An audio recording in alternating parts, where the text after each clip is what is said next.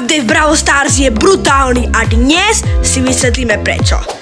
Najprv sa pozrieme na to, čo je tu nové. A nové sú tu tieto dve tlačítka, čo vidíte tu vľavo dole.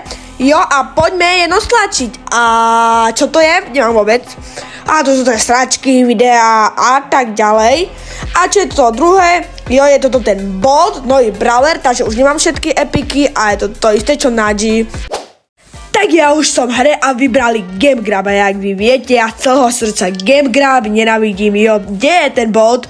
Tu je ten Bolt, you said Bolt. Tak ideme rovno do hry a kamo, som dosť vedavý, čo ten Brosky robí. Dúfam, že je aspoň tak no super, perfektný hráč, čo som dostal proti mne. Tak poď, dobre, to som mŕtvý, kamo, čo robí? Halo, stavaj. Kamo, on je slabý jak fraz, to sa nedá baviť. Hej, halo. Kamo, ja neviem ani vôbec, čo robí.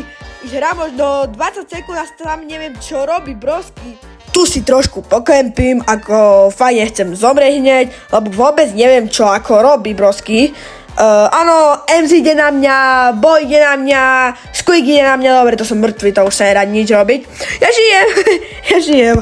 A teraz, ok, kamo, no poď, dobre.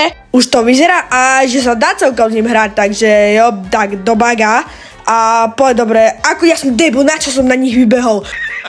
Ako fakt teraz som zobral to najtrapnejšou smrťou, ako sa dalo. To si fakt ako zaslúži potlesk. Tak určite. Jo, tak to už vyhrali, dobre, tak to s Usainem Boltom sa nedá ako hrať. Je slabý. No ako berme to, že aj ja som celkom slabý, ale aj ten Usain je slabý. Jo, lebo som zvyknutý na takých trošku lepší brawlerov a som čakal, že bude lepší.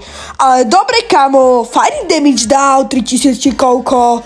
Dobre, tak celému updateu aj dokopy všetkému dávam tak 6-10.